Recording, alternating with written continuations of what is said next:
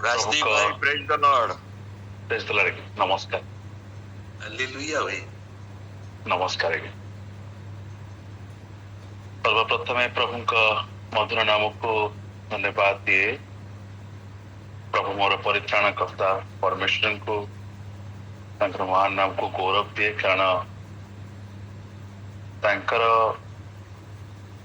अनुग्रह बिना इस स्थान में उपस्थित हवा, अनुग्रह बिना जगत रे गोटे मुहूर्त बंचिबा आम अत्यंत कष्टकर, किंतु प्रभु आम प्रति से अनुग्रह हस्त रखिछंती। ସେଥିପାଇଁ ଆଜି ମୁଁ ଆପଣମାନଙ୍କ ସମ୍ମୁଖରେ ଏଇଠି ବସି ତାଙ୍କର ବାକ୍ୟ ପରିବେଷଣ କରିବା ପାଇଁ ସୁଯୋଗ ପାଇପାରିଛି।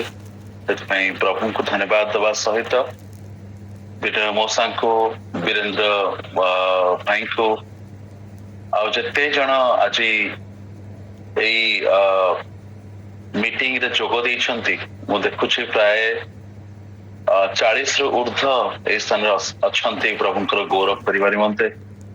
ତେଣୁ ପ୍ରଭୁଙ୍କ ମହାନାମକୁ ଅଶେଷ ଧନ୍ୟବାଦ ଦେବା ସହିତ ଆପଣମାନଙ୍କୁ ପ୍ରଭୁ ଯୀଶୁ ଖ୍ରୀଷ୍ଟଙ୍କର ମଧୁର ନାମରେ ନମସ୍କାର ଜଣାଉଛି ଆଉ ସ୍ୱାଗତ ମଧ୍ୟ ଜଣାଉଛି। ମୁଁ ବହୁତ ଖୁସି ଯେ ମୋ ପାଇଁ ଯଦି ବା ଏଇ ସମୟ ଟିକେ ଡିଫିକଲ୍ଟ, ମୁଁ ଯେହେତୁ ଲେଟ୍ ନାଇଟ୍ ପର୍ଯ୍ୟନ୍ତ ଟିକେ ବସେ କାମ କରେ, ଆଉ ତେଣୁ ମୁଁ ଟିକେ ଭୋର ସମୟରେ ଟିକେ ଉଠିବା ମୋ ପାଇଁ କଷ୍ଟକର, କିନ୍ତୁ ଯେତେବେଳେ ମୁଁ ସୁଯୋଗ ପାଏ ମୁଁ କେବେ ହେଲେ ମିସ୍ କରେନି। ଆଜି ମଧ୍ୟ ମତେ ସୁଯୋଗ ମିଳିଛି, ତେଣୁ ସେଥିପାଇଁ ମୁଁ ପ୍ରଭୁଙ୍କୁ ଧନ୍ୟବାଦ ଦେବା ସହିତ ମତେ ସୁଯୋଗ ଦେଇଥିବାରୁ ମଧ୍ୟ ଆଉ ପ୍ରଭୁଙ୍କର ପ୍ରିୟ ଦାସ ମାନଙ୍କୁ ମଧ୍ୟ ମୁଁ ଧନ୍ୟବାଦ ଜଣାଏ। ଆଉ ଅଧିକ ବିଳମ୍ବ ନ କରି ମୁଁ ଆଜି ଯେଉଁ ଅଂଶଟି ମନୋନୀତ କରିଛି, ମୁଁ ଦୟାକରି ଅନୁରୋଧ କରିବି ଜଣେ କିଏ ମୋ ପାଇଁ ପାଠ କରିବେ ମାର୍କ ଲିଖିତ ସୁସମାଚାର ତାର 2 ଅଧ୍ୟାୟ 1 ପଦରୁ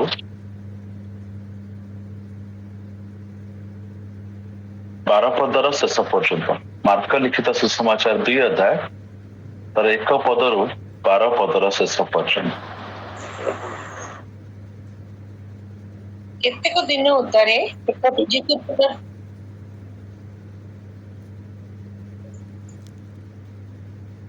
ପଢନ୍ତୁ। କେତେକ ଦିନ ଉତ୍ତାରେ ଯୀଶୁ ପୁନର୍ବାର କଫରନହୁମରେ ପ୍ରବେଶ କରନ୍ତେ ସେ ଗୃହରେ ଅଛନ୍ତି ବୋଲି ଜନରବ ହେଲା। ସେଥିରେ ଏତେ ଲୋକ ଏକତ୍ର ହେଲେ ଯେ ଦ୍ୱାର ପାଖରେ ସୁଦ୍ଧା ଆଉ ସ୍ଥାନ ରହିଲା ନାହିଁ। ପୁଣି ସେ ସେମାନଙ୍କ ନିକଟରେ ବାକ୍ୟ ପ୍ରଚାର କରିବାକୁ ଲାଗିଲେ।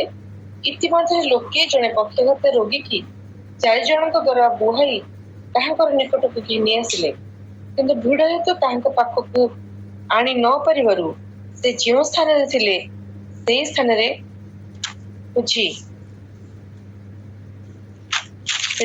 ସେ ଯେଉଁ ସ୍ଥାନରେ ଥିଲେ ସେହି ସ୍ଥାନର ଛାତ ଉଳି ପକାଇଲେ, ଆଉ ତାହା ଭାଙ୍ଗି ଯେଉଁ ଖଟିଆରେ ପକ୍ଷାଘାତ ରୋଗୀଟି ଶୋଇଥିଲା ତାହା ଓହ୍ଲାଇ ଦେଲେ।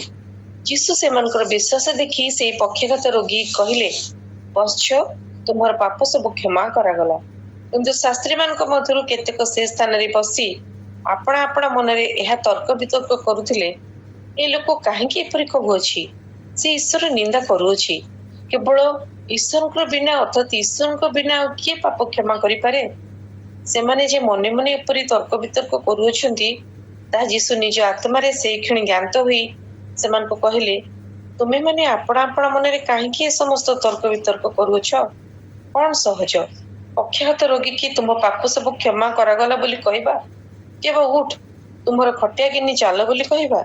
କିନ୍ତୁ ପୃଥିବୀରେ ପାପ କ୍ଷମା କରିବାକୁ ମନୁଷ୍ୟପୁତ୍ରଙ୍କ ଯେ ଅଧିକାର ଅଛି, ଏହା ଯେପରି ତୁମେମାନେ ଜାଣିପାର, ଏଥିପାଇଁ ସେ ପକ୍ଷାଘାତ ରୋଗୀକି କହିଲେ, ମୁଁ ତୁମକୁ କହୁଅଛି, ଉଠ, ନିଜର ଖଟିଆ ଘେନି ଆପଣ ଗୃହକୁ ଚାଲିଯାଅ।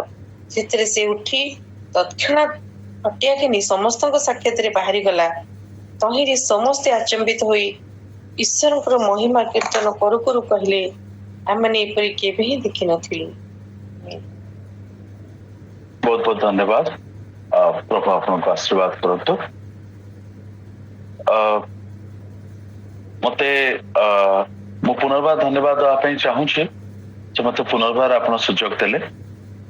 ଯେତେବେଳେ ପ୍ରଥମ ଥର ମୁଁ ସୁଯୋଗ ପାଇଥିଲି ମୁଁ ମଧ୍ୟ ଏଇ ମାର୍କ ଲିଖିତ ସୁସମାଚାରରୁ ଆପଣ ମାନଙ୍କୁ ମାର୍କ ଲିଖିତ 1 ଅଧ୍ୟାୟ ତାର 40 ରୁ 45 ମଧ୍ୟ ପଦ ମଧ୍ୟରେ ଥିବା ପ୍ରଭୁ ଯୀଶୁଙ୍କର ସୁସ୍ଥତା ବିଷୟରେ ମୁଁ କହିଥିଲି। ଗୋଟେ କୁଷ୍ଠ ରୋଗୀକୁ ପ୍ରଭୁ ଯୀଶୁ କିଭଳି ଭାବରେ ସୁସ୍ଥ କରିଥିଲେ ମୁଁ ସେ ବିଷୟରେ ଆପଣମାନଙ୍କୁ କହିଥିଲି। ଆଜି ତାର 2 ଅଧ୍ୟାୟ ମୁଁ ଆପଣମାନଙ୍କୁ କହିବା ପାଇଁ ଚାହେଁ। ଆଉ ମାର୍କ ଲିଖିତ ସୁସମାଚାର ସତରେ ମୁଁ ତ ଏବେ ଯେତେବେଳେ ତାକୁ ଡିପ୍ ଷ୍ଟଡି କରୁଛି ମୁଁ ନିଜେ ତାର ଗଭୀରତା ମଧ୍ୟରେ ଏତେ ଭାବରେ ତାର ଗଭୀରତାକୁ ଏନ୍ଜୟ କରୁଛି ଯେ ପ୍ରଭୁ ମତେ ତା ଦ୍ୱାରା ଅନେକ କଥା କହୁଛନ୍ତି ଆଉ ମୁଁ ତାକୁ ମଧ୍ୟ ଅନ୍ୟମାନଙ୍କ ନିକଟରେ ପ୍ରକାଶ କରିବା ପାଇଁ ଚାହେଁ। ମୁଁ ଯେତେବେଳେ କହିଥିଲି ଆପଣମାନଙ୍କର ମନ ଥିବା ମୁଁ କହିଥିଲି ଯେ ମାର୍କ କାହିଁକି ସୁସମାଚାର ଲେଖିଲେ, ତାଙ୍କର ସୁସମାଚାର ଲେଖିବା ପଛରେ ଉଦ୍ଦେଶ୍ୟ କଣ ଥିଲା, ଆଉ ତାଙ୍କର ସୁସମାଚାର କଣ କରିଲା ତା ପରବର୍ତ୍ତୀ ଅବସ୍ଥାରେ ତାହା ମଧ୍ୟ ମୁଁ ଆପଣମାନଙ୍କୁ କହିଥିଲି। କେଉଁ ପ୍ରକାର ପରିସ୍ଥିତିରେ ସେ ସୁସମାଚାରକୁ ଲେଖୁଛନ୍ତି, ମାର୍କ କିଏ ଥିଲେ ଏ ବିଷୟରେ ମୁଁ ଆପଣଙ୍କୁ ସମ୍ୟକ ଧାରଣା ଦେଇଥିଲି। ଆଶ୍ଚର୍ଯ୍ୟର କଥା ଯେ ମାର୍କ ଯଦି ବା ପ୍ରଭୁଙ୍କର 12 ଶିଷ୍ୟ ମାନଙ୍କ ମଧ୍ୟରେ ନଥିଲେ କିନ୍ତୁ ମାର୍କ ଯେତେବେଳେ ସୁସମାଚାର ଲେଖୁଛନ୍ତି ସେ ହଉଛନ୍ତି ପ୍ରଥମ ସୁସମାଚାର ଲେଖକ। ଆଉ ଯେତେବେଳେ ସେ ପ୍ରଥମ ଗୋଟେ ସୁସମାଚାରକୁ ଲେଖୁଛନ୍ତି ନିଶ୍ଚିତ ଭାବରେ ସେତେ ଦୂର ପ୍ରଭୁ ଯୀଶୁଙ୍କ ସହିତ ତାଙ୍କର ସେଇ ନିବିଡ଼ ସମ୍ପର୍କ ଥିବା ଆବଶ୍ୟକ। କିନ୍ତୁ ଆପଣମାନେ ଜାଣିକି ଆଶ୍ଚର୍ଯ୍ୟ ହେବେ ମାର୍କ ପ୍ରଭୁ ଯୀଶୁଙ୍କ ସହିତ ସିଧାସଳଖ ସମ୍ପର୍କରେ ଆସିନଥିଲେ। ସେ ପ୍ରଥମ ଜେନେରେସନ ଖ୍ରୀଷ୍ଟିଆନ ଥିଲେ ଆଉ ପ୍ରଭୁ ଯୀଶୁଙ୍କ ବିଷୟରେ ସେ ସମ୍ଭବତଃ ପିତରଙ୍କ ପାଖରୁ ଜାଣିଛନ୍ତି ବୋଲି ଅନେକ ଟୀକାକାର ମାନେ ସେମାନେ ପ୍ରମାଣ ଦିଅନ୍ତି। ତେଣୁ ମାର୍କ ଯେତେବେଳେ ପ୍ରଭୁ ଯୀଶୁଙ୍କ ବିଷୟରେ ଜାଣୁଛନ୍ତି ସେ ଏତେ ତାଙ୍କର କଥା ଦ୍ୱାରା ଏତେ ତାଙ୍କର ଜୀବନ ଦ୍ୱାରା ତାଙ୍କର କାର୍ଯ୍ୟ ଦ୍ୱାରା ଇନ୍ସପାୟାର ହଉଛନ୍ତି ଯେ ମାର୍କ ଯୀଶୁଙ୍କର ପ୍ରେମକୁ ଅନ୍ୟମାନଙ୍କ ନିକଟରେ ପ୍ରକାଶ ନ କରି ରହିପାରୁନାହାନ୍ତି। ତେଣୁ ସେ ସୁସମାଚାରକୁ ଲେଖିବା ପାଇଁ ଆରମ୍ଭ କରୁଛନ୍ତି ଆଉ ରୋମରେ ଥିବା ସମୟରେ ସେ ସୁସମାଚାରକୁ ଲେଖୁଛନ୍ତି। ପିତରଙ୍କ ନିକଟରୁ ଅନେକ ଗୁଡ଼ିଏ ତଥ୍ୟକୁ ସେ ସଂଗ୍ରହ କରୁଛନ୍ତି ଆଉ ରୋମରେ ଥିବା ଖ୍ରୀଷ୍ଟ ବିଶ୍ୱାସୀ ମାନେ ଯୋଉମାନେ କଷ୍ଟରେ ଅଛନ୍ତି, ଦୁଃଖରେ ଅଛନ୍ତି, ଯୋଉମାନେ ସାନ୍ତ୍ୱନାର ଅପେକ୍ଷା କରନ୍ତି, ଆଶ୍ୱାସନାର ଅପେକ୍ଷା କରନ୍ତି, ଉତ୍ସାହିତ ହବା ପାଇଁ ଚାହାନ୍ତି କାରଣ ସେମାନେ ବହୁତ ନିରୁତ୍ସାହିତ ହଉଥିଲେ ତାଡ଼ନା ଯୋଗୁ, କଷ୍ଟ ପାଉଥିବା ଯୋଗୁ। ତେଣୁ ସେମାନଙ୍କ ପାଇଁ ଆଉ ସେ ଯେତେବେଳେ ସୁସମାଚାର ଲେଖୁଛନ୍ତି ଏଇ ସୁସମାଚାର ସେମାନଙ୍କ ପାଇଁ ଏକ କଣ ହେଇଯାଉଛି ଗୋଟେ ପ୍ରକାର ସାନ୍ତ୍ୱନାର ଗୋଟେ ପିଲ୍ସ ବା ଟ୍ୟାବଲେଟ୍ସ ଭଳିଆ ହେଇଯାଉଛି। ଯୋଉମାନେ ପ୍ରଥମ ଅଧ୍ୟାୟରେ ମୁଁ ମଧ୍ୟ କହିଥିଲି ଗୋଟେ କୁଷ୍ଠ ରୋଗୀର ଜୀବନ ଦ୍ୱାରା କେମିତି ଭାବରେ ସେ ଆମକୁ କଥା କହିଲେ, ଆପଣ ଯଦି ଇଚ୍ଛା କରନ୍ତି ମୋତେ ସୂଚୀ କରିପାରନ୍ତି। କୁଷ୍ଠ ରୋଗୀ ଯେତେବେଳେ ଆସି କହୁଛି ସେଇ ଗୋଟିଏ କଥା ଭିତରେ ତାର କେତେ ଗୁଡିଏ ବିଷୟ ତାର ନିହିତ ରହିଥିଲା, ଅନେକ ଗୁଡିଏ ବିଷୟ। ତାପରେ ଯୀଶୁ ତାକୁ ଯେତେବେଳେ ଛୁଉଁଛନ୍ତି ସେ ମଧ୍ୟ ଆଶ୍ଚର୍ଯ୍ୟ। ସେ ବିଷୟ ତ ମୁଁ ଆପଣଙ୍କୁ କହିଛି। ଆଜି 2 ଅଧ୍ୟାୟରେ ଆମେ ଦେଖୁଛୁ ଯୀଶୁଙ୍କର ଆଉ ଗୋଟିଏ ପ୍ରକାରର ସୁସ୍ଥତା ବିଷୟରେ। ଏହା ଏକ ଅତି ଭିନ୍ନ ପ୍ରକାରର ସୁସ୍ଥତା ଥିଲା ଆଉ ଆଜି ସମ୍ପୂର୍ଣ୍ଣ ଅଂଶରୁ କେବଳ ଗୋଟିଏ ବିଷୟରେ ମୁଁ କହିବା ପାଇଁ ଚାହେଁ, ତା ହଉଛି ଆଜିର ଟପିକ ହଉଛି ପ୍ରତିବନ୍ଧକ ବା ବାଧା ବା ବିଘ୍ନ। ଯେତେବେଳେ ଆମେ ଏଇ ମାର୍କ ଲିଖିତ ସୁସମାଚାର ତାର 2 ଅଧ୍ୟାୟକୁ ପଢିବା ଆରମ୍ଭ କରୁଛୁ ଆମେ ଦେଖୁଛୁ ଯୀଶୁ ପୁନର୍ବାର କଫରନାହମକୁ ଆସୁଛନ୍ତି।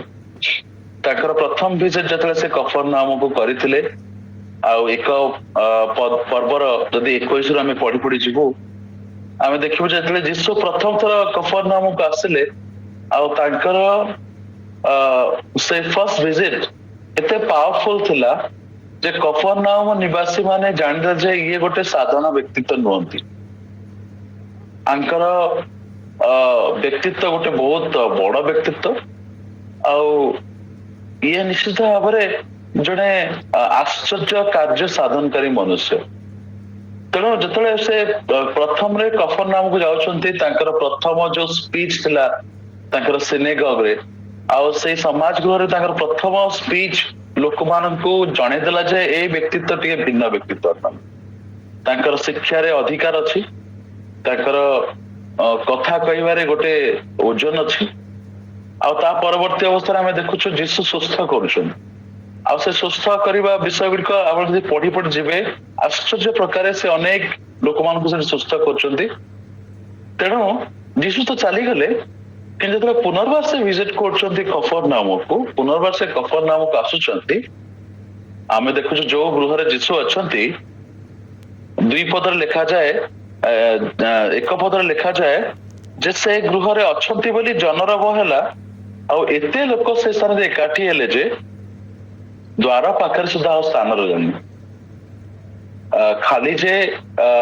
ଯୀଶୁ ଆସୁଛନ୍ତି ବୋଲି ଲୋକମାନେ ସେଠି ଶୁଣିକି ଦୌଡ଼ି ଆସିଲେ ତାହା ନାହିଁ ସେ ଦ୍ୱାର ପାଖରେ ଏମିତି ଭାବରେ ଲୋକ ଏକାଠି ହେଲେ ବା ଭିତରେ ଲୋକ ଭର୍ତ୍ତି ହେଇଗଲେ ଯୀଶୁଙ୍କର ଚାରି ପାଖରେ ଆଖ ପାଖରେ ଲୋକ ଏତେ ଭାବରେ ଆସିଗଲେ ଯେ ସେ ଗୃହ ଭିତରେ ମଧ୍ୟ ସ୍ଥାନ ରହିଲା ନାହିଁ ବା ସେ ଦ୍ୱାର ପାଖରେ ସ୍ଥାନ ରହିଲା ନାହିଁ ସେ ଗୃହ ମଧ୍ୟରେ ପ୍ରବେଶ କରିବା ପାଇଁ ତେଣୁ ଏଠି ଲେଖକ ବହୁତ କ୍ଲିୟରଲି ଇଣ୍ଡିକେଟ କରୁଛନ୍ତି ଏଠି ଦ୍ୱାର ବିଷୟରେ ସେ ଇଣ୍ଡିକେଟ କରୁଛନ୍ତି ଗୃହ ବିଷୟରେ ଇଣ୍ଡିକେଟ କରୁଛନ୍ତି ସ୍ଥାନ ରହିଲାନି ବୋଲି ସେ କହୁଛନ୍ତି ତେଣୁ ଏଇ ସବୁ କଥାର ଗୁରୁତ୍ୱ ଅଛି ପ୍ରିୟମାନେ ଯେତେବେଳେ ଗୋଟେ ଲେଖକ ସେ ଲେଖୁଛନ୍ତି ସେ ଖାଲି ସେମିତି ଭାବରେ ଲେଖୁନାହାନ୍ତି ସେ ସେଇଟାକୁ ଫିଲ୍ କରୁଛନ୍ତି ତାର ଗଭୀରତାକୁ ଯାଉଛନ୍ତି ଆଉ ସେ ଲେଖୁଛନ୍ତି ତେଣୁ ଯେତେବେଳେ ସେ ମେନସନ କରୁଛନ୍ତି କେତେଟା ପର୍ଟିକୁଲାର ବିଷୟ ସେ ପର୍ଟିକୁଲାର ବିଷୟରେ ମଧ୍ୟ ବହୁତ ଗୁଡିଏ ଅନ୍ତର୍ନିହିତ ଅର୍ଥ ଅଛି ଯୋଉଟାକି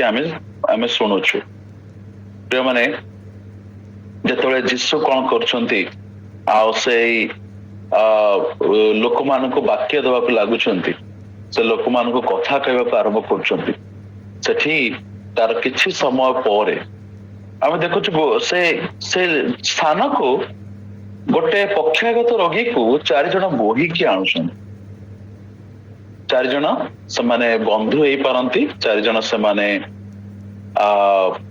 ଗୋଟେ ପରିବାର ଲୋକମାନେ ହେଇପାରନ୍ତି ସେମାନେ କଣ କରୁଛନ୍ତି ନା ଯୀଶୁଙ୍କୁ ଆଉ ସେଇ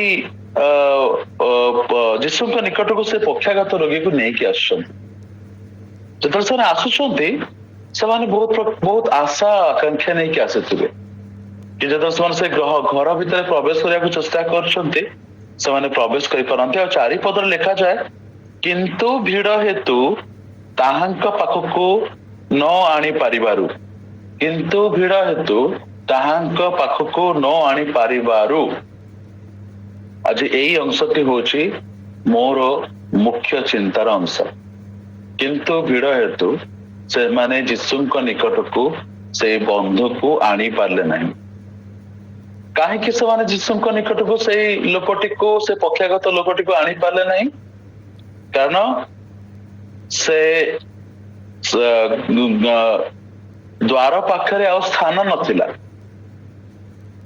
ଦ୍ୱାର ପାଖରେ ତ ସ୍ଥାନ ନଥିଲା ଠିକ ଅଛି କିନ୍ତୁ ଯୋଉ ଭିଡ ଥିଲା ସେଇ ଭିଡ କି ପ୍ରକାର ଭିଡ ଥିଲା ଯୋଉ ଭିଡ କି ଗୋଟେ ଅସହାୟ ଅବସ୍ଥାରେ ପଡିଥିବା ଲୋକକୁ ଦେଖି ମଧ୍ୟ ସେ ଭିଡ ଯୀଶୁଙ୍କ ନିକଟକୁ ସେମାନେ ଛାଡିଲେ ନାହିଁ ଆଜି ଆପଣ ଚିନ୍ତା କରନ୍ତୁ ଇମାଜିନ କରନ୍ତୁ ଆପଣ ଗୋଟେ ମେଳାକୁ ଯାଇଛନ୍ତି ଯୋଉ ମେଳା ଅତି ଆକର୍ଷଣୀୟ ମେଳା ବା ଗୋଟେ ବଡ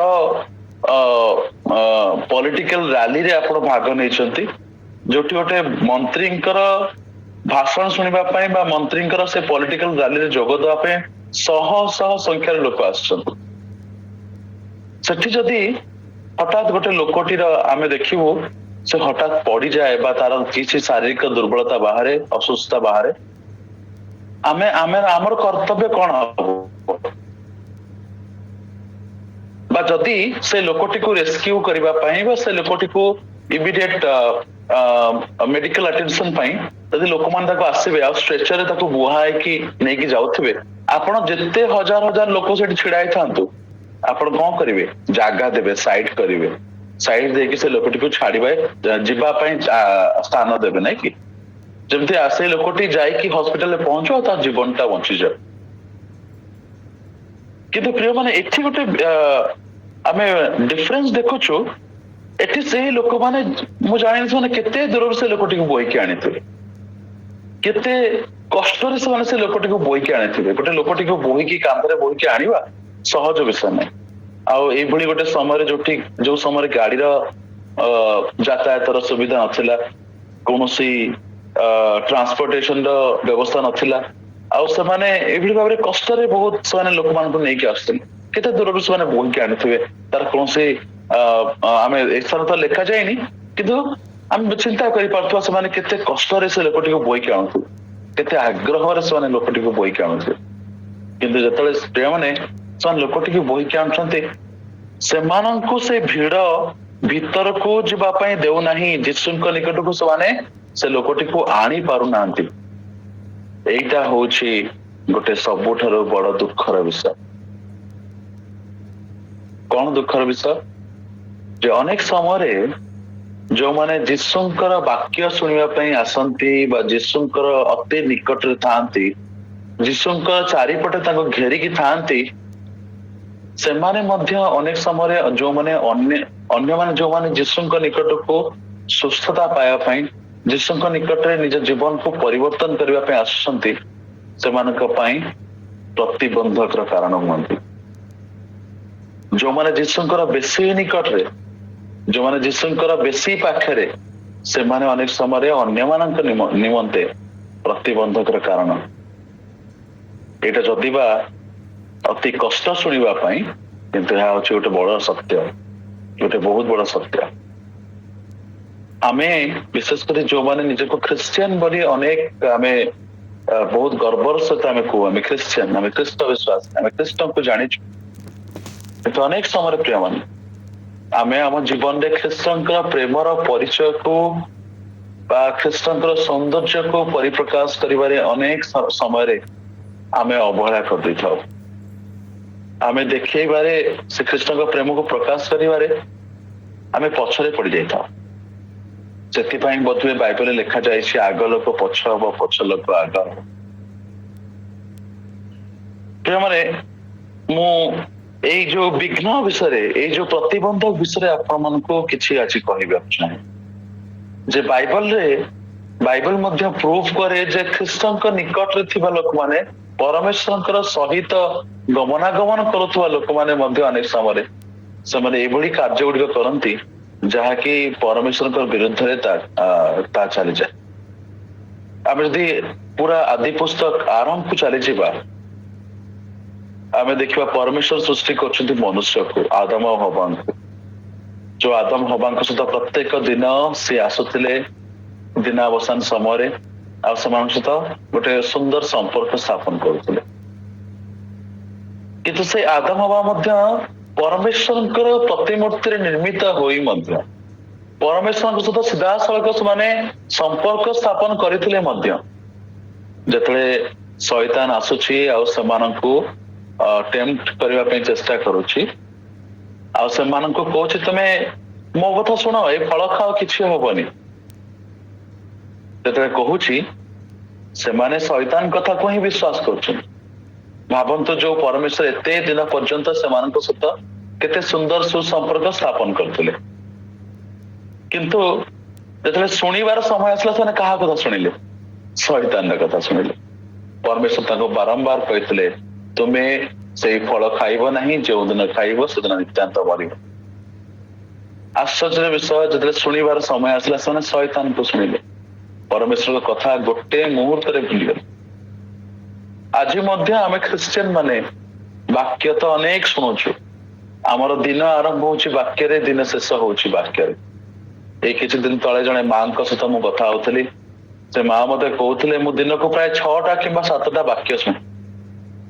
ଆଜି ଯେତେବେଳେ ଏଇ ସ୍ଥାନରେ ବାକ୍ୟ ଶୁଣୁଛନ୍ତି, ଆପଣ ମାନେ ଭୋର 4ଟାରୁ ବସିକି ବାକ୍ୟ ଶୁଣିବା ପାଇଁ ଆସୁଛନ୍ତି। ଆପଣଙ୍କର ଗୋଟେ ସେସନ ସରିବ ଭୋର 4ଟାରେ। ସେ ମା କହୁଥିଲେ, ଭୋର 4ଟା ଯଦି ଉପାସନା ହଉଥିବ, ସେଠି ମୁଁ ଗୋଟେ ବାକ୍ୟ ଶୁଣେ। ସକାଳେ ବ୍ରେକଫାଷ୍ଟ ସମୟରେ ଗୋଟେ ଛୋଟ ସର୍ଟ ମେଡିଟେସନ ଗୋଟେ ଆସେ, ଆଉ ସେ ପ୍ରଭୁଙ୍କ ଦାସ ଜଣେ କୁହନ୍ତି, ସେ ବାକ୍ୟ ମୁଁ ଶୁଣେ। ତାପରେ ବାରଟା ବାଜୁ ବାଜୁ ବା ମୁଁ ଯଦି ଖାଦ୍ୟ ପ୍ରସ୍ତୁତ କରୁଛି ଖାଦ୍ୟ ପ୍ରସ୍ତୁତ କରୁଥିବା ସମୟରେ ଗୋଟେ ବାକ୍ୟ ଶୁଣିଦିଏ। 12ଟା ବେଳେ ଯେତେବେଳେ ମୁଁ ଖାଇବା ପାଇଁ ବସେ ସେତେବେଳେ ମୁଁ ବାକ୍ୟ ଶୁଣିଦିଏ। ଖରାବେଳେ ଟିକେ ବିଶ୍ରାମ କରେ, ସନ୍ଧ୍ୟାବେଳେ ଗୋଟେ ବାକ୍ୟ ଶୁଣେ। ଆଉ ସନ୍ଧ୍ୟାରେ ଯଦି କୌଣସି ସଭା ସମିତି ଥିବ ସେଠି ଯାଇକି ଯୋଗ ଦିଏ, ସେଠି ଗୋଟେ ବାକ୍ୟ ଶୁଣିଦିଏ। ଆଉ ରାତିରେ ଶୋଇବା ପୂର୍ବରୁ ଗୋଟେ ମିଟିଂରେ ଯୋଗ ଦିଏ, ବାକ୍ୟ ଶୁଣେ, ତାପରେ ଶୁଏ। ସେ ଦିନକୁ ପ୍ରାୟ 6ଟି କିମ୍ବା 7ଟି ବାକ୍ୟ ଶୁଣନ୍ତି। ମୁଁ ପଚାରିଲି, ମା ସେ ବାକ୍ୟ ଦ୍ଵାରା ଆପଣ ଆପଣଙ୍କ ଜୀବନକୁ କେତେ ଦୂର ସଜାଡିଛନ୍ତି? ବାକ୍ୟ ତ ଆମେ ଶୁଣୁଛୁ ପ୍ରଚୁର, ବାକ୍ୟର ଶ୍ରୋତା ତ ଆମେ ବହୁତ ଅଛୁ, ବାକ୍ୟର କର୍ମକାରୀ ବା ପାଳନକାରୀ ଆମେ କେତେ? ଆମେ ବାକ୍ୟ 1000 ଶୁଣୁଛୁ ପ୍ରିୟମାନେ, କିନ୍ତୁ ଅତି ଦୁଃଖର ବିଷୟ ଆଜି ଆମେ ପ୍ରଭୁଙ୍କୁ ଜାଣିଥିବା ଲୋକମାନେ ବାକ୍ୟକୁ ଶୁଣୁଛୁ ସତ, କିନ୍ତୁ ବାକ୍ୟର କର୍ମରେ ଆମେ ଅତି ଦୁର୍ବଳ। ଆମେ ଯଦି ଯାକୁବ ସେଇ ପୁସ୍ତକଟି ପଢିବା, ଯାକୁବରେ ଇବ୍ରୀ ପୁସ୍ତକରେ ଲେଖାଯାଏ କେବଳ ବିଶ୍ୱାସ ଦ୍ଵାରା ଆମେ ତାଙ୍କର ସନ୍ତୋଷ ପାତ୍ର ହେଇପାରିବା ବୋଲି ଇବ୍ରୀ ପୁସ୍ତକରେ ଲେଖାଯାଏ। ଇବ୍ରୀର ନେକ୍ସଟ ହଉଛି ଯାକୁବରେ ଲେଖାଯାଏ ବିଶ୍ୱାସ କର୍ମ ବିନା ହଉଛି ବିଶ୍ୱାସ ମୃତ। ଯଦି ଆମର କର୍ମ ନାହିଁ ତାହେଲେ ଆମେ ବିଶ୍ୱାସ କଲେ ମଧ୍ୟ ସେ ବିଶ୍ୱାସ ମୃତ ବୋଲି ପ୍ରକାଶ ପାଇବ। ପ୍ରିୟମାନେ, ନିଶ୍ଚିତ ଭାବରେ ବିଶ୍ୱାସ ଦ୍ୱାରା ଆମେ ପ୍ରଭୁଙ୍କୁ ସନ୍ତୁଷ୍ଟ କରିପାରିବା, କିନ୍ତୁ କେଉଁ ପ୍ରକାର ବିଶ୍ୱାସ ଦ୍ୱାରା?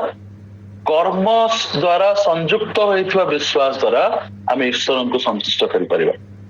ମୁଁ ପ୍ରଭୁଙ୍କୁ ବିଶ୍ୱାସ କରୁଛି ବୋଲି କହୁଥିବି, କିନ୍ତୁ ଯେତେବେଳେ ମୁଁ ପ୍ରାର୍ଥନା କରୁଛି ମୋ ପ୍ରାର୍ଥନାରେ ବିଶ୍ୱାସ ନଥିବ। ମୁଁ ପ୍ରଭୁଙ୍କୁ ବିଶ୍ୱାସ କରୁଛି ବୋଲି କହୁଥିବି, କିନ୍ତୁ ମୋ ପରିବାର ମଧ୍ୟରେ ମୁଁ ଗୋଟେ ବିଶ୍ୱାସୀର ଜୀବନ ଯାପନ କରିପାରୁନଥିବି। ମୁଁ ପ୍ରଭୁଙ୍କୁ ବିଶ୍ୱାସ କରୁଛି ବୋଲି କହୁଥିବି, କିନ୍ତୁ ମୋର ଜୀବନରେ ମୁଁ ପ୍ରଭୁଙ୍କର ପ୍ରେମକୁ ଅନ୍ୟମାନଙ୍କ ନିକଟରେ ପ୍ରକାଶ କରିପାରୁନଥିବି।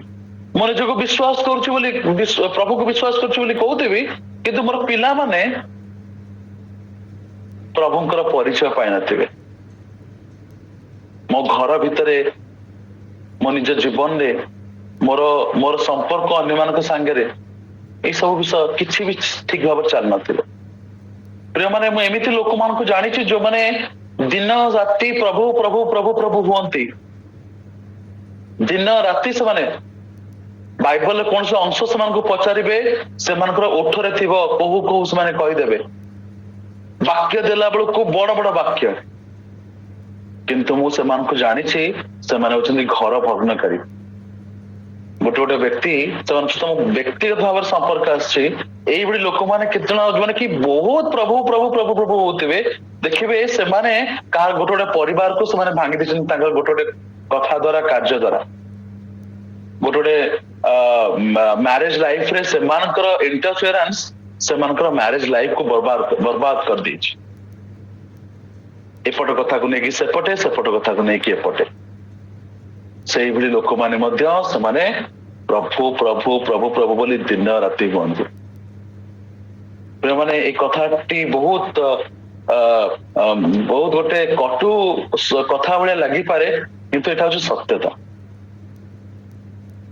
ପ୍ରଭୁଙ୍କର ପାଖରେ ଥିବା ଲୋକମାନେ ଅନେକ ସମୟରେ ପ୍ରଭୁ ଅନ୍ୟମାନଙ୍କ ନିମନ୍ତେ ପ୍ରତିବନ୍ଧକ। ଆଜି ଅନେକ ବିଶ୍ୱାସୀ ମାନେ ସେମାନେ ପ୍ରଭୁଙ୍କ ନିକଟକୁ ଆସିବା ପାଇଁ ଚାହୁଁଛନ୍ତି, କିନ୍ତୁ ଖ୍ରୀଷ୍ଟିଆନ ମାନଙ୍କ ଜୀବନକୁ ଦେଖି ସେମାନେ ପ୍ରଭୁଙ୍କ ଠାରୁ ଦୂରେଇ ଯାଉଛନ୍ତି। ମୁଁ ଆପଣମାନଙ୍କୁ ମହାତ୍ମା ଗାନ୍ଧୀଙ୍କର ଗୋଟେ ଷ୍ଟେଟମେଣ୍ଟ ଦେବା ପାଇଁ ଚାହେଁ। ମହାତ୍ମା ଗାନ୍ଧୀ ତାଙ୍କର ଗୋଟେ ପୁସ୍ତକରେ ଲେଖିଲେ, ଯେତେବେଳେ ମୁଁ ପ୍ରଭୁ ଯୀଶୁଙ୍କୁ ଦେଖିଲି ମୁଁ ଖ୍ରୀଷ୍ଟିଆନ ହେବା ପାଇଁ ଇଚ୍ଛା କଲି। ମହାତ୍ମା ଗାନ୍ଧୀ ଯୀଶୁଙ୍କ ଜୀବନ ଦ୍ୱାରା ବହୁତ ଗଭୀର ଭାବରେ ତାଙ୍କ ସହିତ ସଂସ୍ପର୍ଶରେ ଆସିଥିଲେ। କହିଲେ, ଯେତେବେଳେ ମୁଁ ପ୍ରଭୁଙ୍କ ଜୀବନକୁ ଦେଖିଲି, ଯେତେବେଳେ ମୁଁ ଯୀଶୁଙ୍କ ଜୀବନକୁ ଦେଖିଲି, ମୁଁ ଖ୍ରୀଷ୍ଟିଆନ ହେବାକୁ ଇଚ୍ଛା କଲି। କିନ୍ତୁ ଯେତେବେଳେ ମୁଁ ଖ୍ରୀଷ୍ଟିଆନ ମାନଙ୍କର ଜୀବନକୁ ଦେଖିଲି, ମୁଁ ଖ୍ରୀଷ୍ଟିଆନ ହେବିନି ବୋଲି ନିଷ୍ପତ୍ତି ନେଲି। କେତେ ବଡ ନିଷ୍ପତ୍ତି, କେତେ ବଡ କଥାଟି ଟିକେ ଚିନ୍ତା କର। ଆଜି ଯଦି ଭାରତର ଯୋଉ ପିତା ଆମେ ବୋଲି କହୁଛୁ, ସେଇ ବ୍ୟକ୍ତି ଜଣକ ଯଦି ଆଜି ଖ୍ରୀଷ୍ଟିଆନ ହେଇଥାନ୍ତେ, ତାହେଲେ ଚିନ୍ତା କରନ୍ତୁ ଭାରତରେ କେତେ ଲକ୍ଷ ଲକ୍ଷ ଲୋକ ଆଜି ଖ୍ରୀଷ୍ଟିଆନ ନାମରେ ନାମିତ ହେଇଥାନ୍ତେ। ଆଜି ଖ୍ରୀଷ୍ଟ ବିଶ୍ୱାସୀ ଭାରତର କେବଳ 2% ରହିଯାଇଛନ୍ତି। ଯଦି ମହାତ୍ମା ଗାନ୍ଧୀ ଯଦି ଖ୍ରୀଷ୍ଟିଆନ ହେଇଯାଇଥାନ୍ତେ ସେଇ ସମୟରେ, ତାଙ୍କୁ କେତେ ଲୋକ ଫଲୋ କରୁଥିଲେ ଯୋଉମାନେ କି ଯୀଶୁଙ୍କୁ ମଧ୍ୟ ଫଲୋ କରିବାକୁ ଆରମ୍ଭ କରିଥାନ୍ତେ, କିନ୍ତୁ ସେ ପ୍ରକାର ହେଇପାରିଲା ନାହିଁ ପ୍ରିୟମାନେ। ଅନେକ ସମୟରେ ପ୍ରଭୁଙ୍କର ନିକଟରେ ଥିବା ଲୋକମାନେ ଅନ୍ୟମାନଙ୍କ ପାଇଁ ବଡ ବଡ ପ୍ରତିବନ୍ଧକର କାରଣ ହେଇଯାଏ। ମୁଁ ଆପଣଙ୍କୁ ବାଇବଲର ଯୀଶୁଙ୍କର ସହିତ ଥିବା ଲୋକମାନଙ୍କର ଏକ୍ସାମ୍ପଲ ଦେବି। ତା ପୂର୍ବରୁ ମୁଁ ଟିକେ ଆପଣଙ୍କୁ କହିବି, ଯେତେବେଳେ ଇଲିଶା ଥିଲେ, ଇଲିଶାଙ୍କ ସହିତ ତାଙ୍କର ଜଣେ ପରିଚର୍ଯ୍ୟାକାରୀ ପରିଚାରକ ଥିଲେ, ତାଙ୍କ ନାଁ ହଉଛି ଗିହେଜି। ଆମେ ଜାଣିଛୁ ଏଇ ଗିହେଜି ଆଉ ଯେତେବେଳେ ନାମାନ ଆସିଲେ, ନାମାନଙ୍କର ଶରୀର ସୁସ୍ଥ ହେଇଗଲା। ନାମାନ ତ ଇଲିଶାଙ୍କ ପାଇଁ ଅନେକ ସୁନା ରୂପା ଆଉ ବହୁମୂଲ୍ୟ ବସ୍ତ୍ର ନେଇକି ଆସିଲେ। ଇଲିଶା କହିଲେ ନାହିଁ, ମୋର କିଛି ଦରକାର ନାହିଁ, ପ୍ରଭୁ ମତେ ଯାହା ଦେଇଛନ୍ତି ମୁଁ ସନ୍ତୁଷ୍ଟ। କିନ୍ତୁ ଯେତେବେଳେ ନାମାନ ବାହାରିକି ଚାଲି ଯାଉଥିଲେ, ଗିହେଜି ତାଙ୍କ ରାସ୍ତାରେ ଧରିଲେ, ମୋ ଘରକୁ କୁଣିଆ ଆସିଛନ୍ତି ଆଉ ମତେ ଦିଅନ୍ତୁ ବୋଲି କହିଲେ ସେ, ଆଉ ନାମାନ ମଧ୍ୟ ତାଙ୍କୁ ଦଉଛନ୍ତି। ଯୋଉମାନେ ଯୋଉ କୁଷ୍ଠରୋଗ ନାମାନଙ୍କ ଦେହରୁ ବାହାରିଥିଲା, ସେଇ କୁଷ୍ଠରୋଗ ଗିହେଜିଙ୍କ ଦେହକୁ ଆସିଲା। କଣ ପାଇଁ ନା ପରମେଶ୍ୱରଙ୍କର ଲୋକ ହେଇକି ସେ କଣ କଲେ, ଲୋଭ କଲେ ଆଉ ମିଛ କଥା କହିଲେ। ଆଜି ଆମର ଖ୍ରୀଷ୍ଟିଆନ ମାନେ ଲୋଭ ଆଉ ମିଛ କହିବାରେ ଏକ୍ସପର୍ଟ। ମୋର କଥା କଟୁ ହେଇପାରେ ପ୍ରିୟମାନେ, କ୍ଷମା କରିବେ, କିନ୍ତୁ ଏଟା ସତ କଥା। ମୁଁ ଜାଣିଛି କିଛି ବର୍ଷ ତଳେ ଆମ ଜଣେ ଖ୍ରୀଷ୍ଟିଆନ ଗୋଟେ ବହୁତ ବଡ ଅଫିସରଙ୍କୁ ଆଉ ଭିଜିଲାନ୍ସ ତାଙ୍କୁ ଧରିଲେ। ତାଙ୍କର ଯେତେବେଳେ ସବୁ ଛାନବିନ କରାଗଲା, ତାଙ୍କ ପରିବାର ଭିତରୁ, ଘର ଭିତରୁ ଲକ୍ଷ ଲକ୍ଷ ଟଙ୍କାର ସୁନା, କେତେ ବ୍ୟାଙ୍କ ବାଲାନ୍ସ, କେତେ ଜାଗାରେ ତାଙ୍କର ପ୍ରପର୍ଟି, ତାଙ୍କର ପିଲାମାନଙ୍କ ଆକାଉଣ୍ଟରେ କୋଟି କୋଟି ଟଙ୍କାର ସମ୍ପତ୍ତି ରଖାଯାଇଛି। ଜଣା ପଡିଲା ଯେ ସେ ଲୋକମାନଙ୍କ ପାଖରୁ ଘୁଷ ନିଅନ୍ତି, ଲୋକମାନଙ୍କ ପାଖରୁ ଲାଞ୍ଚ ନିଅନ୍ତି। ସେ ଲୋକଙ୍କର ସେ ସବୁ ବିଷୟକୁ ସିଜ କରାଯାଇଗଲା ପ୍ରିୟମାନେ। ଆପଣମାନେ ଜାଣିଥିବେ, ମୁଁ ତାଙ୍କର ନାଁ ନେବା ପାଇଁ ଚାହୁଁନି, କିନ୍ତୁ ଗୋଟେ କଷ୍ଟର ବିଷୟ ଯେ ଆମ ଖ୍ରୀଷ୍ଟିଆନ ମାନେ, ଗୋଟେ ସମୟ ଥିଲା ଖ୍ରୀଷ୍ଟିଆନ ମାନଙ୍କୁ ଲୋକମାନେ ଗୋଟେ ଭିନ୍ନ ବ୍ୟକ୍ତି ଲୋକ ବୋଲି ଜାଣୁଥିଲେ। ଖ୍ରୀଷ୍ଟିଆନ ମାନେ ସମାଜରେ ସମ୍ମାନୀୟ ଲୋକମାନେ ଥିଲେ, କିନ୍ତୁ ଆଜି ଲୋକମାନେ ଖ୍ରୀଷ୍ଟିଆନ ମାନଙ୍କୁ ଅନେକ ସମୟରେ ଘୃଣା କରନ୍ତି। କାହିଁକି ନା ଆମେ ଆଜି ଖ୍ରୀଷ୍ଟଙ୍କର ପ୍ରେମକୁ ପରିପ୍ରକାଶ କରିବାରେ ଫେଲ ହେଇଯାଇଛୁ। ଆମେ ମାନେ ଆଜି ଅନ୍ୟମାନଙ୍କୁ ଖ୍ରୀଷ୍ଟଙ୍କୁ ପ୍ରକାଶ କରିବା ପରିବର୍ତ୍ତେ ଆମେ ଅନ୍ୟମାନଙ୍କ ନିମନ୍ତେ ଗୋଟେ ଗୋଟେ ପ୍ରତିବନ୍ଧକ ସାଜିଛୁ। ଆମେ ନୂତନ ନିୟମକୁ ଆସିବା। ନୂତନ ନିୟମରେ ଟିକେ ପ୍ରଭୁ ଯୀଶୁଙ୍କର ଶିଷ୍ୟମାନଙ୍କ କଥା ଚିନ୍ତା କରିବା। ଶିଷ୍ୟମାନେ ଯୋଉମାନେ ଯୀଶୁଙ୍କର ପାଖରେ ଥିଲେ, 3.5 ବର୍ଷ ତାଙ୍କ ଭିତରେ ଟ୍ରେନିଂ ନେଇଛନ୍ତି। ଯଦି ଆପଣ ଯୋହନ ତାର 13 ଅଧ୍ୟାୟ ପଢିବେ, ଆଉ ସେଠି ଯୀଶୁ ଶେଷ ରାତ୍ରି ଭୋଜରେ ଆଉ ତାଙ୍କ ଶିଷ୍ୟମାନଙ୍କ ସହିତ ବସୁଛନ୍ତି, ଆଉ ସେଠି କଣ ହଉଛି, ଯୀଶୁ ଆଉ ତାଙ୍କୁ ରୁଟି ଆଉ ସେ ପାନ ପାତ୍ରରୁ ଦ୍ରାକ୍ଷାରସ ଦେବା ପୂର୍ବରୁ ଯୋଉମାନେ ଯୀଶୁ କଣ କରୁଛନ୍ତି, ଉଠୁଛନ୍ତି ଆଉ ଶିଷ୍ୟମାନଙ୍କର ଗୋଡକୁ ଧୋଇ ଦଉଛନ୍ତି। ଆମେ ଦେଖୁଛୁ ଯୀଶୁ ସବୁ ଶିଷ୍ୟମାନଙ୍କର ଗୋଡକୁ ଧୋଇଦେଲେ। ତାପରେ ଯେତେବେଳେ ରୁଟି ତାଙ୍କୁ ଦେବାର ସମୟ ଆସୁଛି, ସେ ଇସ୍କାରିୟତ ଯିହୁଦା ପାଖକୁ ଆସୁଛନ୍ତି ଆଉ କହୁଛନ୍ତି, ଏଇ ରୁଟି ନିଅ, ଏବେ ତୁମର ଯାହା ମନରେ ତୁମେ ଚିନ୍ତା କରୁଛ ଯାଇକି କର ବୋଲି ଯୀଶୁ ତାକୁ କହୁଛନ୍ତି। ସେ ମନରେ କଣ ଚିନ୍ତା କରିଥିଲା ଆମେ ସମସ୍ତେ ଜାଣିଛୁ। ଯୀଶୁ ତାକୁ ରୁଟି ଦେଲା ପରେ ସେ ନେଇକି ଚାଲିଗଲା, ଆଉ ଯୀଶୁଙ୍କୁ କେତୋଟି ରୌପ୍ୟ ମୁଦ୍ରାରେ ସେ 70 ହସ୍ତରେ ସମର୍ପଣ କରିଦେଲା?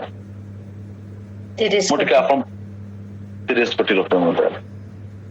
ଯୀଶୁଙ୍କର ପ୍ରମୁଖ ଶିଷ୍ୟ ମାନଙ୍କ ମଧ୍ୟରୁ ଜଣେ ଇସ୍କାରିୟତ ଯିହୁଦା। ଆଜି ଦେଖିବେ ଜଗତରେ ବହୁତ ନାମ ଦିଆଯାଏ, କିନ୍ତୁ ଯିହୁଦା ନାଁଟା କେହି ଦିଅନ୍ତିନି, କାରଣ ତାକୁ ସମସ୍ତେ ଭାବନ୍ତି ସେ ଅବିଶ୍ୱସ୍ତ ହେଇଥିଲା ବୋଲି, ଯୀଶୁଙ୍କୁ 70 ହସ୍ତରେ ସମର୍ପଣ କରିଥିଲା। ଗୋଟେ ନାଁ ଗୋଟେ ଲଜ୍ଜାଜନକ ହେଇଗଲା। ପ୍ରିୟମାନେ, ଆମେ କଣ ସେଇଭଳି ଯୀଶୁଙ୍କ ପାଖରେ ଅଛୁ, କିନ୍ତୁ ଅନେକ ସମୟରେ କଣ ଆମମାନଙ୍କର ବ୍ୟବହାର ଦ୍ଵାରା ଯୀଶୁଙ୍କୁ ବିଟ୍ରେ କରୁଛୁ? ଆମେ ସେଇଭଳି ଯୀଶୁଙ୍କ ନିକଟରେ ଅଛୁ, ଯୀଶୁଙ୍କର ବାକ୍ୟ ପ୍ରତ୍ୟେକ ଦିନ ଶୁଣୁଛୁ, କିନ୍ତୁ ଆମର କଥା ଦ୍ଵାରା, ଆମର ଚିନ୍ତା ଦ୍ଵାରା, କାର୍ଯ୍ୟ ଦ୍ଵାରା କଣ ସେ ପ୍ରକାର ଭାବରେ ଆମେ ଯୀଶୁଙ୍କୁ ବିଟ୍ରେ କରୁଛୁ? ଶତ୍ରୁ ହସ୍ତରେ ସମର୍ପଣ କରିଦଉଛୁ କଣ? ଆମର କାର୍ଯ୍ୟ ଦ୍ୱାରା କଣ ଆମେ ତାକୁ କୃଷରେ ବାରମ୍ବାର ଚଢଉଛୁ? ଟିକେ ଚିନ୍ତା କରନ୍ତୁ, ଟିକେ ସମୀକ୍ଷା କରନ୍ତୁ। ଏଇଟା ଗୋଟେ ବହୁତ ବଡ ପ୍ରଶ୍ନ। ତାର କିଛି କ୍ଷଣ ପରେ ବା କିଛି କ୍ଷଣ ପୂର୍ବରୁ ଯୀଶୁ କହିଥିଲେ ଯେ ତୁମମାନଙ୍କ ମଧ୍ୟରୁ ଜଣେ ମତେ ଶତ୍ରୁ ହସ୍ତରେ ସମର୍ପଣ କରିବ। ଆଉ ପିତର ବହୁତ ଜୋରେ କହିଥିଲେ, ପ୍ରଭୁ ମୁଁ ଆପଣଙ୍କ ପାଇଁ ପ୍ରାଣ ଦେଇପାରିବି। ସେ ପିତର କହିଲେ, ପିତର ଆଜି କୁକୁଡ଼ା ଡାକିବା ପୂର୍ବରୁ ତୁମେ ମତେ 3 ଥର ଅସ୍ୱୀକାର କରିବ। ପିତର ହସିଥିବେ, ଇଏ ପ୍ରଭୁ ଯୀଶୁ କଣ କହୁଛନ୍ତି? କିନ୍ତୁ ଯେତେବେଳେ ପ୍ରଭୁ ଯୀଶୁଙ୍କୁ ଧରା ହେଇଯାଉଛି, ସେଇ ପିତର ଥିଲେ ସେଇ ବ୍ୟକ୍ତିର କାନ କାଟି ଦଉଛନ୍ତି, ସତ୍ୟନାପତିର ଦାସର କାନ କାଟି ଦଉଛନ୍ତି। ଆଉ ସେଇ ପିତର କିନ୍ତୁ ଯେତେବେଳେ ସକାଳ ହେଇଯାଉଛି, ଯୀଶୁଙ୍କର ବିଚାର ଚାଲିଛି, ସେଠୁ ଆସିଲା ପରେ ମାନେ ଲୋକମାନେ ଯୋଉମାନେ ବସିଥିଲେ ସେଠି, ସେ ଲୋକମାନେ କଥାବାର୍ତ୍ତା ହଉଛନ୍ତି, ଏଇ ଲୋକଟା ବୋଧେ ଯୀଶୁଙ୍କ ସହିତ ଥିଲା, ଆମେ ଦେଖିଛୁ ଏଇ ଲୋକଟାକୁ। ପିତର 3 ଥର ଅସ୍ୱୀକାର କରୁଛନ୍ତି। ସେ ଅଜାଣତରେ 3 ଥର ଅସ୍ୱୀକାର କରିଦେଲା ପରେ ଯେତେବେଳେ କୁକୁଡ଼ା ଡାକୁଛି, ସେ ଯୀଶୁଙ୍କୁ ଅନଉଛନ୍ତି। ତାଙ୍କର ମନ ପଡିଯାଉଛି, ଯୀଶୁ କହିଥିଲେ ଆଜି କୁକୁଡ଼ା ଡାକିବା ପୂର୍ବରୁ ତ ମତେ 3 ଥର ଅସ୍ୱୀକାର କରିବେ। ଯୀଶୁ ଜାଣନ୍ତି ଆମେ ଆଗକୁ କଣ କରିବା ପାଇଁ କଣ କରିବା ପାଇଁ ଯାଉଛୁ ଆଉ କଣ କରିବା ପାଇଁ ଚାହୁଁଛୁ, ସେ ଜାଣନ୍ତି। କିନ୍ତୁ ତଥାପି ସେ ଆମକୁ ପ୍ରେମ କରିକି ଗ୍ରହଣ କରନ୍ତି। କଣ ପାଇଁ? ହୋପ୍। ସେ ଭାବନ୍ତି ଯେ ଆଜି ନହେଲେ କାଲି ସେ ବୁଝିବ ଆଉ ମୋ ନିକଟକୁ ଫେରିବ। ଆଜି ସେ ମତେ ବିଟ୍ରେ କରୁଛି, ଆଜି ସେ ମତେ ଅସ୍ୱୀକାର କରୁଛି, ଆଜି ସେ ମତେ ଅପ୍ରେମ କରୁଛି, ମୋର ଜୀବନଟାକୁ, ମୋର ସ୍ୱଭାବଟାକୁ ଅନ୍ୟମାନଙ୍କ ନିକଟରେ ପ୍ରକାଶ କରିପାରୁନି, ତା ଭିତରେ ଦୁର୍ବଳତା ଅଛି। କିନ୍ତୁ କାଲି ସେ ବୁଝିବ। ପିତର ବୁଝିଗଲେ ପ୍ରିୟମାନେ, ଆଉ ପ୍ରଭୁଙ୍କର ମହାନ ଶିଷ୍ୟ ମାନଙ୍କ ମଧ୍ୟରେ ଜଣେ ବୋଲି ସେ ଗଣିତ ହେଲେ। ଆମେ କଣ ଆଜି ବୁଝିପାରୁଛୁ? ଆମେ ଆଜି କୋଉଠି ଅଛୁ? ପ୍ରଭୁ ଯୀଶୁଙ୍କର ଶିଷ୍ୟମାନେ ମଧ୍ୟ ଅନେକ ସମୟରେ କଣ କରନ୍ତି? ଆମେ ଯଦି ମାଥ୍ୟୁ ତାର 19 ଅଧ୍ୟାୟ ତାର 13 ପର୍ବରୁ ପଢି ଯିବୁ, ସେଇ ସ୍ଥାନରେ ଆମେ ଦେଖୁଛୁ ଯେ ଯୀଶୁଙ୍କର ନିକଟକୁ ଯୀଶୁ ଯେପରି ଶିଶୁମାନଙ୍କ ଉପରେ ହାତ ଥୋଇ ପ୍ରାର୍ଥନା କରନ୍ତି, ଏଥିପାଇଁ ଲୋକମାନେ କଣ କରୁଥିଲେ? ତାଙ୍କର ପିଲାମାନଙ୍କୁ ଯୀଶୁଙ୍କ ନିକଟକୁ ନେଇକି ଆସୁଥିଲେ। କିନ୍ତୁ ଯଦି ଆପଣ ମାଥ୍ୟୁ ତାର 19ର 13 ପଦ ପଢିବେ, 13 ପଦର ଶେଷାଂଶ ପଢିବେ, ସେ ସ୍ଥାନରେ ଲେଖାଯାଏ, ଟିକେ ଜଣେ କିଏ ପଢି ଦିଅନ୍ତୁ 13 ପଦର ଜଣେ କିଏ ପଢି ଦିଅନ୍ତୁ। ମାଥ୍ୟୁ 19ର 13। ମୁଁ ଜାଣିବି ଆପଣ ଶୁଣୁଛନ୍ତି ନା ଶୋଇ ପଡିଛନ୍ତି।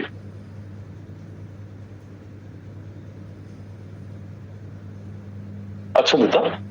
19ର 13 ଟିକେ ପଢିବେ। ସେତେବେଳେ ଯୀଶୁ ଯେପରି ଶିଶୁମାନଙ୍କ ଉପରେ ହାତ ଥୋଇ ପ୍ରାର୍ଥନା କରନ୍ତି, ଏଥିପାଇଁ ସେମାନେ ତାହାଙ୍କ ନିକଟକୁ ଅଣାଗଲେ। ମାତ୍ର ଶିଷ୍ୟମାନେ ଆଣୁଥିବା ଲୋକମାନଙ୍କୁ ଧମକ ଦେଲେ। ମାତ୍ର ଶିଷ୍ୟମାନେ ଆଣୁଥିବା ଲୋକମାନଙ୍କୁ କଣ ଦଉଛନ୍ତି? ଧମକ ଦଉଛନ୍ତି। ଶିଷ୍ୟମାନେ, ମାଥ୍ୟୁ ମଧ୍ୟ ଯେ ଲେଖୁଛନ୍ତି ସେ ମଧ୍ୟ ଜଣେ ଶିଷ୍ୟ ଥିଲେ, ଆଉ ସେ ଲେଖୁଛନ୍ତି ଶିଷ୍ୟମାନେ ଧମକ ଦେଲେ ଲୋକମାନଙ୍କୁ। ଆମେ ଅନେକ ସମୟରେ ଲୋକମାନଙ୍କୁ ଧମକ ଦେଇଥାଉ, ଆମେ ଯୀଶୁଙ୍କର ବଡିଗାର୍ଡ ହେଇଯାଇଥାଉ, ନାଇଁ ଶିଷ୍ୟ ହିସାବରେ ମଧ୍ୟ। ବାଟିମୟ ଜୀବନ ଟିକେ ଚିନ୍ତା କରନ୍ତୁ। ଯେତେବେଳେ ବାଟିମୟ ଅନ୍ଧ ସେ ରାସ୍ତା ପାଖରେ ବସିକି ଭିକ ମାଗିବା ସମୟରେ ଦେଖିଲା ଗୋଟେ ମହାଜନତା ଚାଲି ଯାଉଛନ୍ତି, ଆଉ ସେ ଲୋକମାନଙ୍କୁ ପଚାରିଲା କିଏ ଯାଉଛନ୍ତି? ନା ଯୀଶୁ ଯାଉଛନ୍ତି। ସାଙ୍ଗେ ସାଙ୍ଗେ ସେ ଚିତ୍କାର କରିବାକୁ ଆରମ୍ଭ କଲା, ହେ ଦାଉଦ ସନ୍ତାନ ଯୀଶୁ, ମୋ ଉପରେ ମତେ ଦୟା କର, ମତେ ଦୟା କର। କିନ୍ତୁ କଣ ହଉଛି ପ୍ରିୟମାନେ? ଯୀଶୁ ତା କଥା ତ ଶୁଣୁଛନ୍ତି, ସେ ଆସୁଛନ୍ତି, କିନ୍ତୁ ଶିଷ୍ୟମାନେ ତା ପୂର୍ବରୁ ତା କହୁଛନ୍ତି, ଧମକ ଦଉଛନ୍ତି, ନିହ, ଚୁପ କର, ପାଟି ବନ୍ଦ କର। ଅନେକ ସମୟରେ ଶିଷ୍ୟମାନେ ପ୍ରତିବନ୍ଧକ ସ୍ୱରୂପ ହୁଅନ୍ତି। ସେମାନେ ଭାବନ୍ତି ଆମେ ପ୍ରଭୁ ଯୀଶୁଙ୍କର ବଡିଗାର୍ଡ, ଆମେ ତାଙ୍କୁ ସୁରକ୍ଷା ଦବୁ, ଇଆଡୁ ଛାଡୁ ଲୋକମାନେ କେହି ତାଙ୍କ ନିକଟକୁ ଆସିପାରିବେନି। କିନ୍ତୁ ପ୍ରଭୁ ଯୀଶୁ ଗୋଟେ ଏଭଳି ବ୍ୟକ୍ତିତ୍ୱ ଥିଲେ ଯେ କି ଚାହୁଁଥିଲେ ଯେ ଲୋକମାନେ ତାଙ୍କ ନିକଟକୁ ଆସନ୍ତୁ, ସେ ଲୋକମାନଙ୍କୁ ନିଜ ନିକଟକୁ ଆସିବା ପାଇଁ ଆହ୍ୱାନ ଦଉଥିଲେ। ପ୍ରିୟମାନେ, ଆଜି କଣ ଆମେ ସେ କାର୍ଯ୍ୟ କରିପାରୁଛୁ? ଆଜି କଣ ଆମେ ଲୋକମାନଙ୍କୁ ଯୀଶୁଙ୍କ ନିକଟକୁ ଆଣିବା ଲୋକମାନେ ହଉଛୁ, ନା ଆମେ ତାଙ୍କର ପ୍ରତିବନ୍ଧକର କାରଣ ହଉଛୁ? ପ୍ରିୟମାନେ, ଆଉ ଗୋଟେ ଡିଫରେନ୍ସ କହିବି ଆପଣଙ୍କୁ।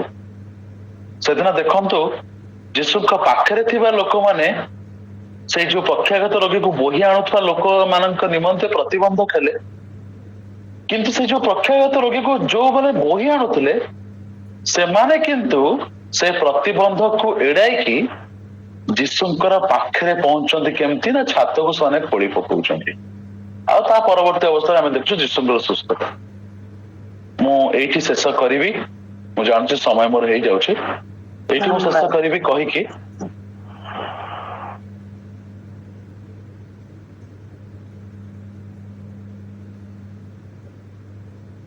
ଯୀଶୁଙ୍କ ନିକଟକୁ ନେଇକି ଆସୁଥିବା ସେଇ 4 ଜଣ ଲୋକମାନେ ପକ୍ଷାଘାତ ରୋଗୀକୁ, ଆଉ ସେମାନେ କଣ କରୁଛନ୍ତି ନା ଯୀଶୁଙ୍କର ନିକଟରୁ ସୁସ୍ଥତା ପାଇବା ପାଇଁ ସେ ଲୋକର ଗୋଟେ ମାଧ୍ୟମ ହଉଛନ୍ତି।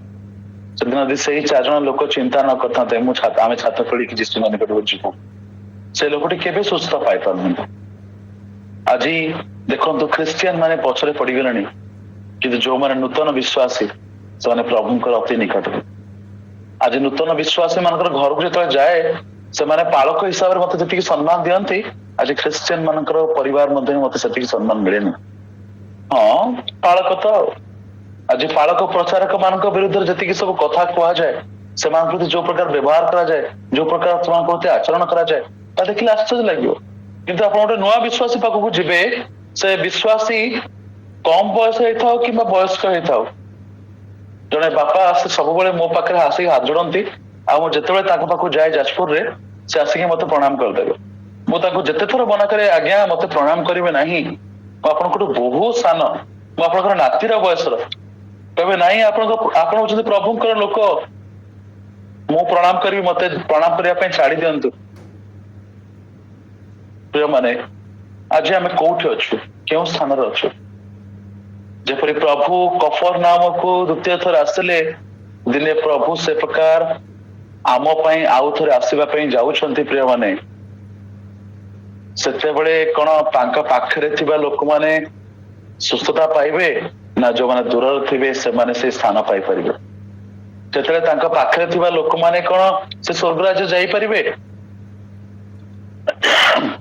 ଆଜି ବାକ୍ୟରେ ମାଥ୍ୟୁ ତାର 7 ଅଧ୍ୟାୟ 21ରେ ଲେଖାଯାଏ, ମତେ ପ୍ରଭୁ ପ୍ରଭୁ ବୋଲି ଡାକୁଥିବା ଅନେକ ଲୋକମାନେ ସେମାନେ ସ୍ୱର୍ଗରାଜ୍ୟ ପାଇପାରିବେ ନାହିଁ। ଅନେକ ଲୋକ ଆସି କହିବେ ଯୀଶୁ ତୁମ ପାଇଁ ଆମେ ଏହା କରିଲୁ, ତୁମ ପାଇଁ ଭୂତ ଛଡେଇଲୁ, ତୁମ ପାଇଁ ବାକ୍ୟ ଦେଲୁ, ତୁମ ପାଇଁ ଆମେ ଭବିଷ୍ୟବାଣୀ କରିଛୁ। ଯୀଶୁ କହିବେ ମୋ ସାମ୍ନାରୁ ଦୂର ହୁଅ, ମୁଁ ତୁମକୁ ଚିହ୍ନିନି।